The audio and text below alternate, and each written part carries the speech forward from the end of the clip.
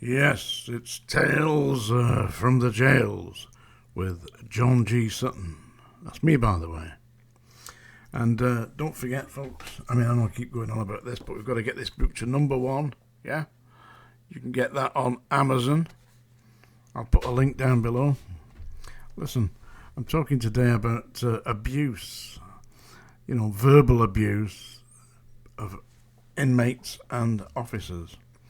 What brought this to mind was the recent case of a female prison officer at Forest Bank, who was being called naughty names by one of the prisoners, and he's been prosecuted in Crown Court, and sentenced to a further 6 months imprisonment for calling one of the staff the N-word. She was obviously a lady, a dark-skinned lady, black skin, and he called her the N-word and some horrible vilification. I believe he also called her a C, so it begins with the letter C, ends with the letter T, and it isn't very polite to call young ladies that.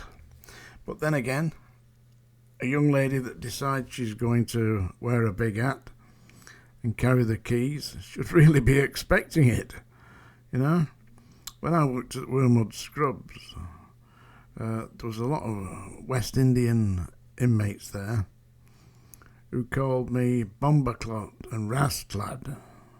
I didn't even know what they meant, so to me it wasn't an insult because I didn't know what they were on about. They obviously thought it was amusing, but it didn't trouble me. Goodness me, if you're going to get offended by somebody calling you a few nasty words, what kind of a pussy are you? They call me that. I say that again. I didn't quite hear you, And then the magic hand. That's the one that turns into a fist, by the way. But these days they don't do that, do they? Especially not if you're a lady. But really you got to ask yourself this. What kind of a lady would want to have a job as a jailer in a man's prison? It don't really make sense to me. And the idea of anybody... What are they thinking about? The Justice Ministry to do that, yeah? And listen, I saw the news. You'll see the news today. The Ministry of Defence are having problems with their submarine crew, because the sailors on the submarine crew, it's not men only like it used to be. It is now that females are down there in the submarines with the male sailors, and they're wondering why, that the male sailors are starting to run books on which one's going to get it next. Come on, what do they expect? The Ministry of Defence can't be thinking straight. This is human nature, People are going to behave like that. Maybe I'm out of date by about 50 years, possibly I am, but from where I'm sitting, it seems to me a very strange case, that the Ministry of Defence is complaining that sailors are behaving like sailors, and females are complaining. So they're going to complain about that. Go and get another job, love. That's what I'd say. I'm not a racist, sexist, misogynistic pig, but it is human nature to do that kind of thing. I personally wouldn't myself, but then I'm not interested in that kind of nonsense because I've been married for 52 years. 53 years now, imagine that. Yeah, so I ain't getting involved in that, but I can understand, that young, virile, alpha males are going to do that kind of thing. And it's to be expected. It isn't something that they should be, imagine that. Yeah, they've even got females in the military. I believe that one of them actually passed the parachute course. I don't. I mean, I don't know if they amended it, but when I did the parachute course, I can't visualise what kind of a lady would be able to pass that. Some Olympic runner, perhaps. Because it was extremely difficult, unnerving. I mean, you had to have a head for heights, running through the treetops, and then on the trainasium, climbing up this bloody scaffolding and balancing on parallel bars at the top.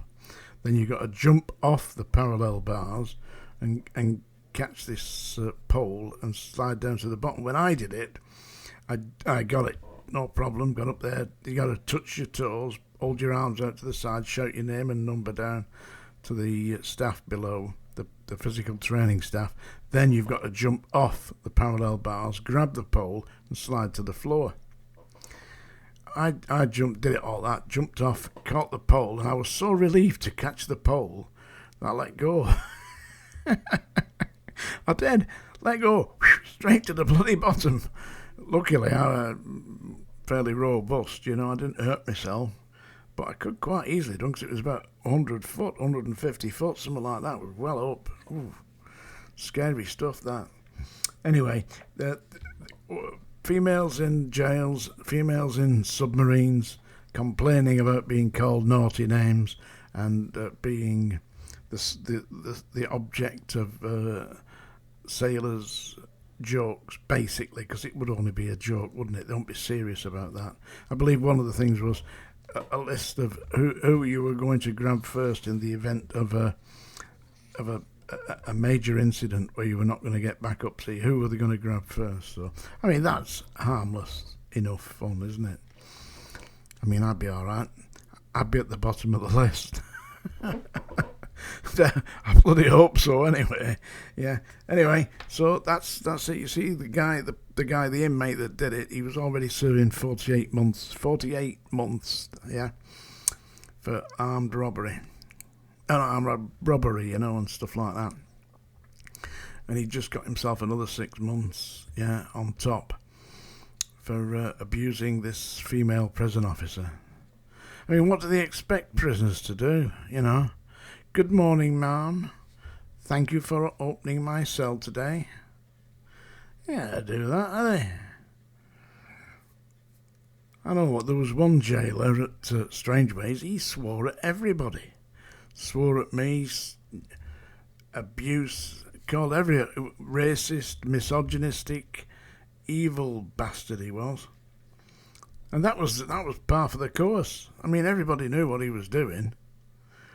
The governor heard him, everybody heard him. He never got reprimanded at all. They just considered, it's only John. His name was John Barker. I don't think he'll be around now. Anyway, it's that time of the course. Yes, it's the song dinger, but I'm going to read you a poem. Plenty of poems in here, isn't there? Yeah? That's it. Yeah, there we go. Read you another one of my poems. This is called Your Flower. Your Flower. It came from one of my friends in the Isle of Man. Father died, and she sent me a link to watch the funeral on Zoom, The chapel set it up, and her mother at the funeral, cause she was still alive, as the coffin was about to be removed, she got up from the congregation and put a rose on the coffin, and that inspired me because I thought it was a very touching little emotive moment, and I thought that needs to be commemorated, so I wrote a poem about that, and it's called Your Flower. When the final hymn has played and all the singing ceased, then there will be time for you to think as you lay down to sleep, and in your dreams still see me, see us both together young. Our tune will still be playing, the dance has just begun. How we laughed, and you will remember me, at the Saturday Pally, in a neat new suit, one day when we were free. I could hold you to me then, foxtrot 1, 2, 3. But now the band, that glorious sound, is but a memory. For we recall the rose, red rose, that I gently gave to you, and from my hand you took it, with that smile and eyes of blue. In sleeping you are dreaming now of our day that has long passed. Smile in that dream of our love, of a time that could not last. Yet do not believe that I have left you. We will always have that hour. And as I sleep now in a darker room, I am holding still your flower. You placed it there and waited, as lovers always do. So though I am beyond your touch, our love is forever true. There you go. Your Flower by John G. Sutton. Tales from the Jails. Have a look below. I've put a link to the book. You need to read my book. It's got to be number 1. Tales from the Jails.